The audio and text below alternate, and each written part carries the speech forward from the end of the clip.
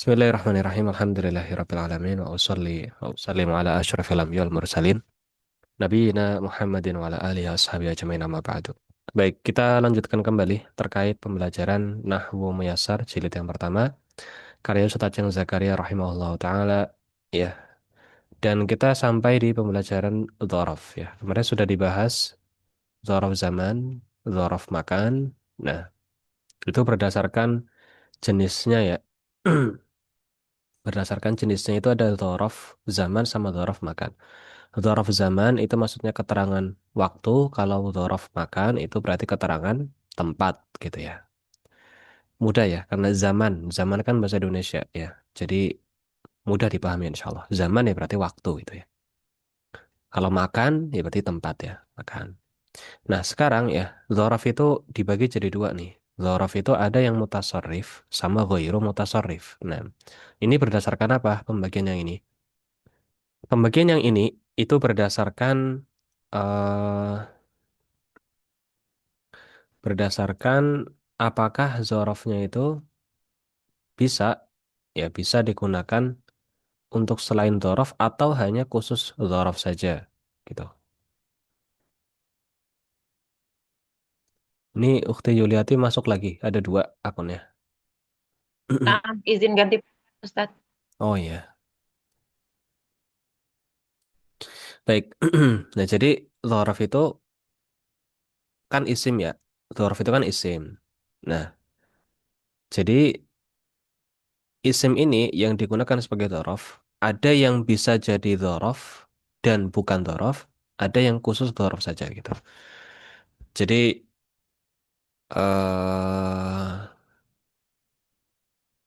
ibaratnya kayak barang gitu ya. Ada barang yang khusus untuk satu tujuan, ada yang barang bisa untuk tujuan A, bisa juga untuk tujuan B gitu. Fungsinya bisa untuk A, bisa untuk B gitu. Misal gitu ya. Contoh misal kursi misalnya. Kursi itu ya untuk duduk gitu. Untuk duduk, nggak ada yang lain-lain lagi gitu loh, ya kan, untuk duduk. Nah, kemudian misal benda yang fungsinya untuk yang lain, kayak lemari misalnya. Lemari itu pada dasarnya untuk nyimpen baju misal gitu. Tapi dalam kondisi tertentu bisa juga dipakai untuk nyimpen buku misal itu. Gitu ya. Nah, jadi dzaraf itu seperti itu kurang lebih gambarannya. Ada yang mutasarrif ya. Mutasarrif ini yang berubah. Ya, berubah maksudnya eh berubah fungsinya ya, secara fungsi.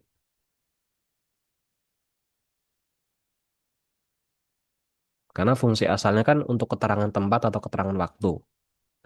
Tapi dia bisa juga berubah fungsinya untuk hal lain gitu. Bukan untuk keterangan tempat atau waktu saja gitu ya. Nah, kalau yang ghairu mutasarrif ini yang tidak berubah gitu, yang tidak berubah. Ya, tidak berubah. Jadi dia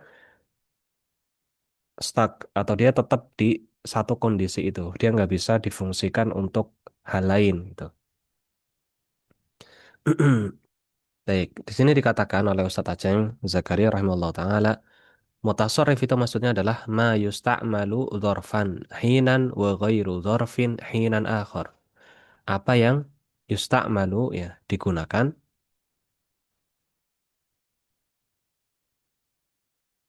digunakan dzarfan ya sebagai dzaraf, ya sebagai dzaraf ya sebagai dzaraf, sebagai keterangan gitu ya, sebagai dzaraf. Hinan, hinan di sini artinya suatu waktu. Nah, wa ghairu dzarfin hinan akhar, dan bukan dzaraf atau bukan sebagai keterangan pada waktu yang lain. Gitu. Jadi pada suatu waktu digunakan sebagai dzaraf, di waktu yang lain digunakan untuk tujuan lain, bukan sebagai dzaraf. Contohnya, ya, contohnya di sini misal ya. Nah, hinan akhar-akhar ini lain ya. Gitu ya. Contohnya di sini ada kata ya ada dzaraf ya. Contoh nih, contoh yang dzaraf. Contoh yang dzaraf sumtu yaumal ahadi. Sumtu artinya saya berpuasa. Saya berpuasa. Nah, kemudian yauma, yauma artinya hari, ya kan? Al-Ahad berarti hari Ahad gitu ya. Hari Ahad. Nah, kata yaum di sini, ya kata yaum di sini, dia berfungsi sebagai keterangan waktu atau dzaraf makan. Ya, sumtu yaumal ahadi. Saya puasa hari Ahad. Ya, jadi keterangan yaum di sini ya, atau yaumal ahad ya, yaumnya di sini hari, di sini sebagai keterangan kapan saya berpuasa. Gitu. Kapan saya berpuasa. Hmm. Ya, jadi bukan sebagai hari yang terpisah, gitu. Tapi dia sebagai kata yang menunjukkan keterangan kapan tindakan itu dilakukan atau kapan puasa itu dilakukan. Ya. Jadi kalau misal ada pertanyaan, kapan kamu puasa? Jawabannya puasanya hari Ahad itu. Jadi kata yaum di situ muncul sebagai apa? Keterangan waktu. Itu. Beda nggak sama yang bawah? Yang bawah beda. Yang bawah dikatakan malaisa dzarfan. Apa yang bukan bukan dzaraf. Contohnya yaumul jumu'ati, ya yaumul jumu'ati yaumun mubarak. Hari Jumat, hari yang diberkahi. Nah, kata yaum di sini ya, yaum di sini nih dia bukan sebagai keterangan tempat atau keterangan waktu, tapi dia sebagai apa? Mubtada di situ. Hmm. Sebagai mubtada. Nah, gitu.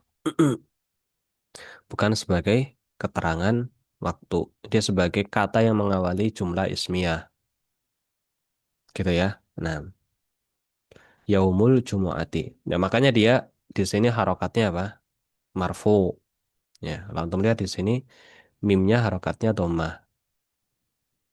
Karena dia bukan sebagai dhorof. Kalau yang dhorof ini seperti ini, yauma, ini kan harokatnya fathah. Ya. Jadi beda antara yang dhorof sama yang bukan dhorof. Kalau yang dhorof berarti dia mansub. Berharokat fathah. Ya berharokat akhir fathah. Sementara yang bukan dhorof, maka dia harokatnya apa? Beda-beda itu. Bisa jadi marfu kayak gini yaumu, kayak gini yaumun. Ini khobar ya, sebagai khobar. Nah, bisa juga nanti kasroh gitu ya. Jadi nggak apa namanya, nggak menunjukkan keterangan waktu. Gitu. Kedudukannya bukan sebagai kata yang menjelaskan keterangan waktu. Ya. Jadi dilihat dalam struktur katanya, apakah kata itu sebagai sebuah keterangan, ya, keterangan waktu atau keterangan tempat, ataukah kata yang ada di situ bukan sebagai keterangan, itu, tapi justru sebagai hal yang lain. Contohnya di sini sebagai apa? Mubtada sama khobar. Sebagai isim yang mengawali jumlah ismiyah. Gitu ya. Jadi diperhatikan bagaimana proporsi katanya gitu. Kedudukannya di mana? Ya itu pertama itu. Kedua dilihat harokatnya. Dilihat harokatnya. Ya, kalau misalnya harokatnya marfu, ya itu udah otomatis bukan bukan dzaraf. Kalau harokatnya kasroh bukan dzaraf gitu ya. Tapi kalau harokatnya fathah, ya itu ada kemungkinan dia dia dzaraf.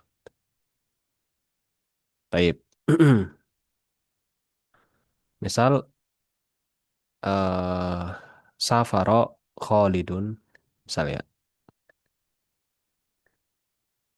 min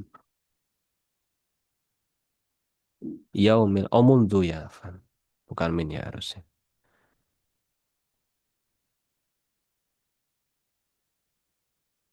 Baik.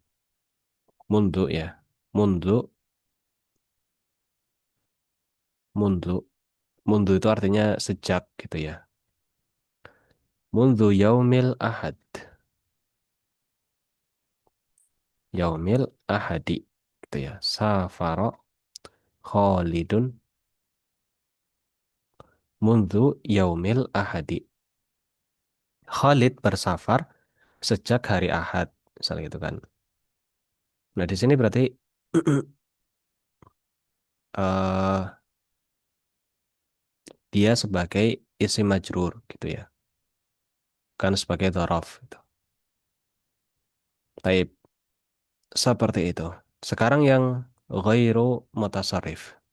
Ghairu mutasarrif itu yang tidak berubah, tidak berubah secara fungsi, tidak berubah secara fungsi. Jadi fungsinya hanya sebagai keterangan, baik itu keterangan tempat atau keterangan waktu. Taib. Di sini dikatakan mala yusta'malu illa lidh-dzarfi awil jarri bimin. Itu apa yang tidak digunakan, ya. La yusta'mal, yusta'mal itu digunakan illa kecuali, apa? Lidh-dzarf, untuk dzaraf. Awil jar bimin, atau sebagai bentuk jar, isim majrur maksudnya ya. Dengan min, ya dengan min. Misal qabla, ba'da, inda gitu ya. Nggak ada kasih contoh ya. Nah, qara'a Muhammadun, saya buat sendiri ya. Muhammadun al-Qur'ana, misal gitu ya. Qabla zuhri, gitu ya. Maka kalimat qabla di sini dia sebagai dzaraf.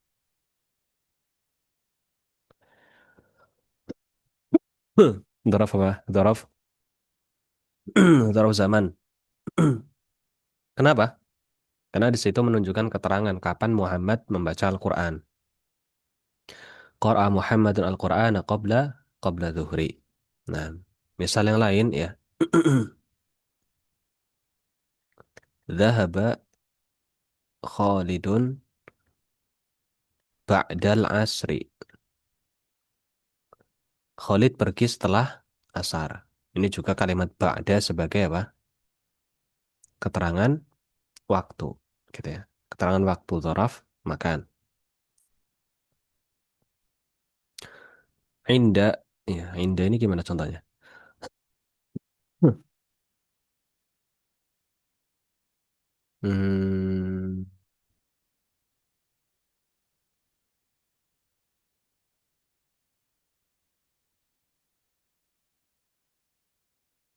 gimana nulisnya juga penuh ini ya.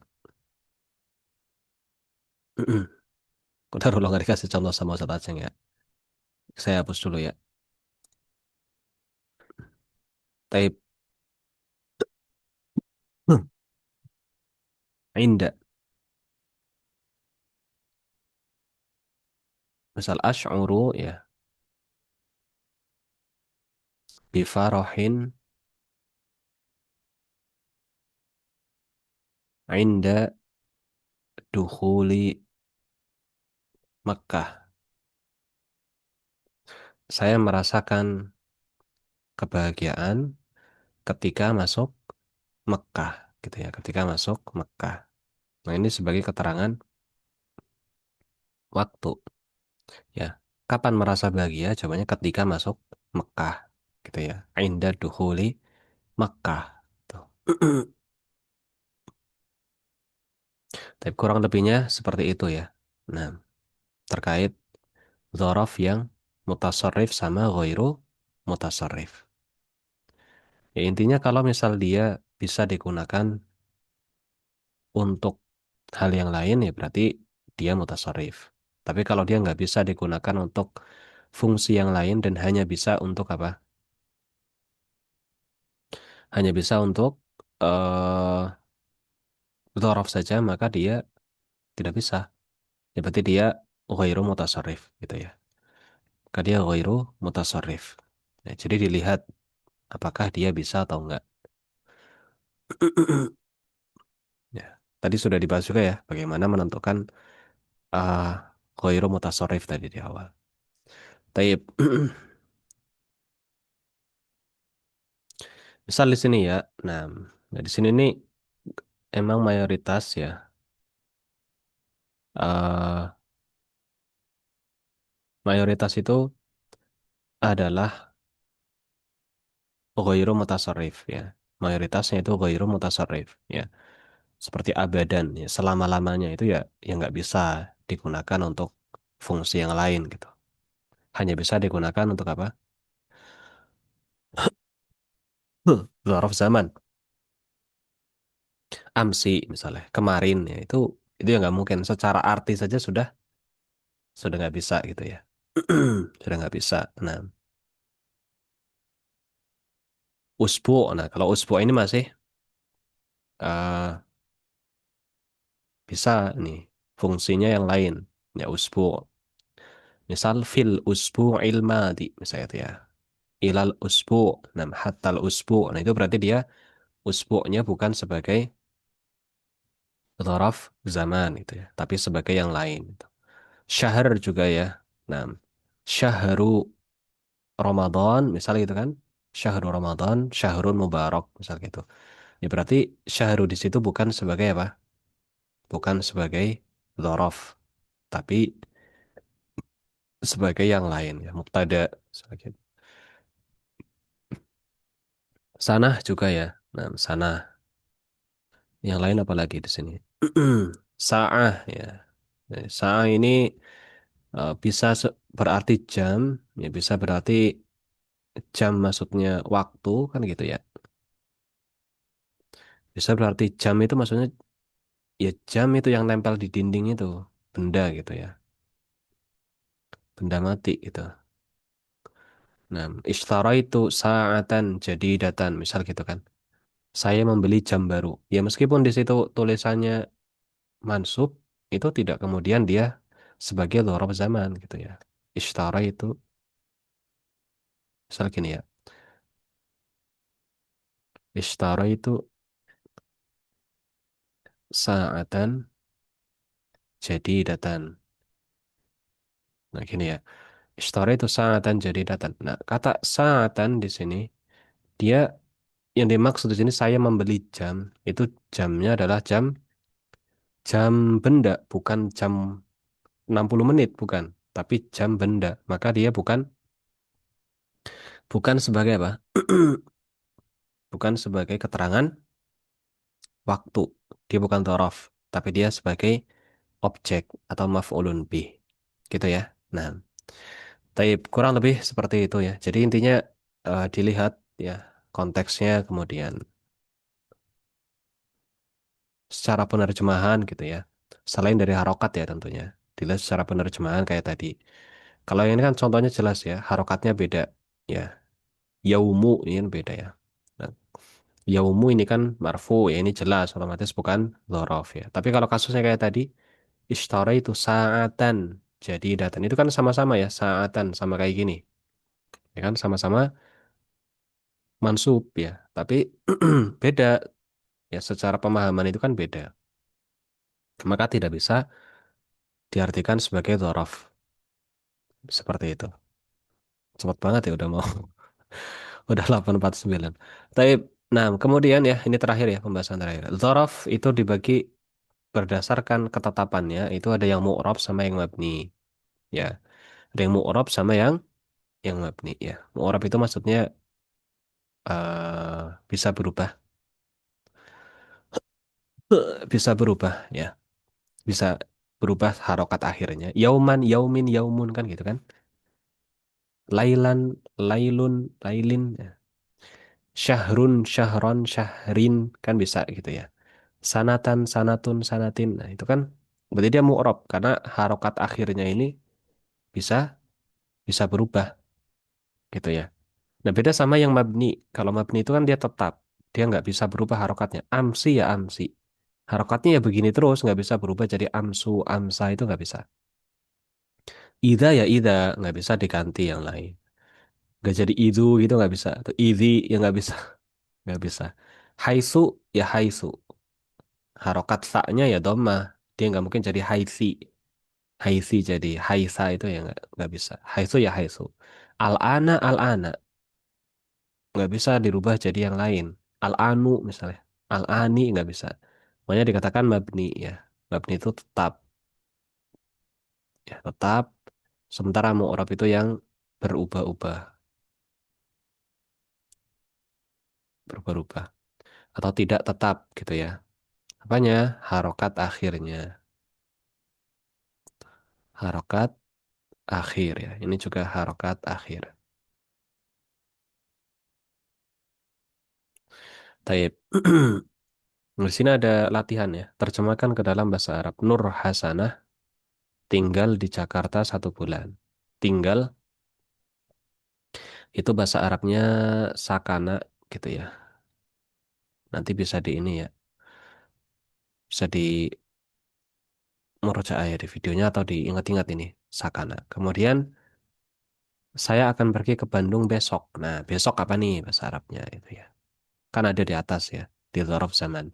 Bulan Ramadan adalah bulan yang penuh berkah. Ini tadi ya.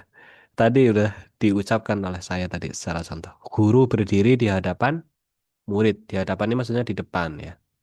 Berarti pakainya amam. Amam atau baina yadai. Baina yadai enggak ya. Amam aja, wis amam aja ya. Sebenarnya cocoknya baina yadai ya. Baina yadai. Tapi amam nggak apa-apa. Amam ya. Pakainya amam. Terus Nur Kholis ya. Nur Kholis berjalan di belakang guru ya. Berjalan apa? Berjalan ya hmm, bisa masya ya bisa masya atau saro ya saro masya Nurholis gitu ya di belakang ya di belakang kan bahasa Arabnya kholfa ya. Taib seperti itu nanti tinggal disesuaikan. Nah, kemudian diingat-ingat ini ketika nulis seperti ini ya ini Nur Hasanah sama Nurholis takutnya nanti salah ya. Nur Hasanah gitu ya. Hasanah Nur gitu ya. Nuru Hasanah Nuru Hasanah gitu. Kok nggak pakai al Ustaz? Kalau pakai jadinya Nurul Hasanah. Jadinya Nurul Hasanah kalau ini pakai al. Kalau pakai al gini jadinya Nurul. Nah, ini enggak ya. Pakainya Nur Hasanah. Nur Kholis juga sama ya. Nur kemudian Kholis pakai sod Kholis. Nur Kholis gitu ya. Tapi mungkin itu yang bisa kita bahas pada kesempatan malam hari ini.